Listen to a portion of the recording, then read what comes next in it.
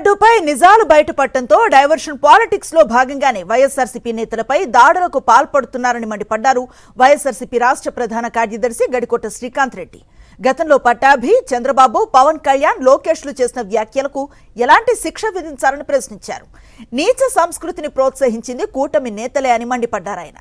కుట్రలో భాగంగానే అంబటి ఇంటిపై 10 గంటల పాటు దాడులు చేశారన్నారు.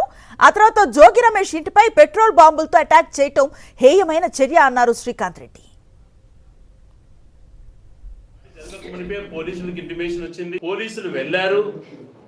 పోలీసులు వచ్చినా కూడా, అదనపు బలగాలు తిరిగినా కూడా వేల మంది అక్కడికి వెళ్ళి మరి ఆ వచ్చినటువంటి బలగాల సపోర్ట్ కూడా తీసుకున్నారేమో తెలియదు. కానీ దాదాపుగా 7 గంటల నుంచి 10 గంటలు అక్కడ దాడి చేయడంలో అంతరం ఏంటి?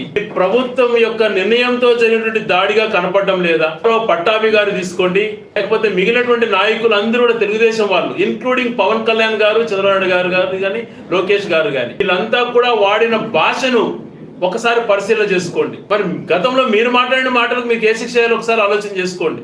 ఆ ఘటన జరిగి మరొక ముందే బీసీ నాయకుడు అయినటువంటి, గౌడ సోదరుడైనటువంటి జోగి రమేష్ ఇంటిపైన దాడి చేసిన విధానం సభ్య సమాజం తలదించుకునే విధంగా పెట్రోల్ బాంబులు, బాటిల్లో పెట్రోల్ వేసుకొని నిప్పు పెట్టి ఇళ్లపైన వేసేటువంటి సంస్కృతికి దిగజారారు అని అంటే, ఈ వ్యవస్థను ఏమన్నారు?